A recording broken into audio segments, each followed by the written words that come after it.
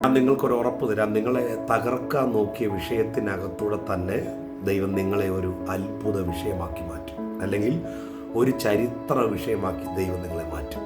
വിശ്വസിച്ച് സ്വീകരിക്കുക. യോഹന്നാൻ 10-ാം അധ്യായം 31-ാം വാക്യത്തിൽ യേശുവിനെ യഹൂദന്മാർ എറിയുവാൻ കല്ലെടുത്തു. കല്ലുകൊണ്ട് എറിഞ്ഞ് യേശുവിൻ്റെ മേൽ കിടക്കുന്ന സൺഷിപ്പിനെ, യേശുവിൻ്റെ മേൽ കിടക്കുന്ന നിയോഗത്തെ, യേശുവിൻ്റെ മേൽ കിടക്കുന്ന ദൈവ പദ്ധതിയെ, യേശുവിൻ്റെ മേൽ കിടക്കുന്ന ദൗത്യത്തെ, ദർശനത്തെ യഹൂദന്മാർ കല്ലെറിഞ്ഞ് ഇല്ലാതാക്കാൻ ശ്രമിച്ചപ്പോൾ യോഹന്നാന്റെ സുവിശേഷം 20-ാം അധ്യായം അതിൻ്റെ 1-ാം വാക്യത്തിൽ ആഴ്ചവട്ടത്തിൻ്റെ 1-ാമത്തെ ദിവസം ദൈവം കല്ലുരുട്ടി മാറ്റി യേശുവിനെ ഒരത്ഭുത വിഷയമാക്കി പുറത്തെടുക്കാനിടയായി തീർന്നു.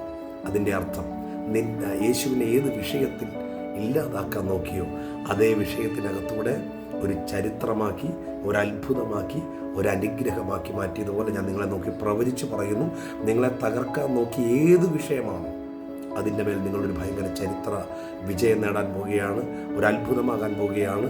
അതേത് വിഷയമാകട്ടെ, അതിനകത്ത് നിങ്ങൾ ദിവസങ്ങളിൽ അസാധാരണമായ ഒരു ജയത്തെ ദൈവം നിങ്ങൾക്ക് വേണ്ടി വെളിപ്പെടുത്തും. God bless you.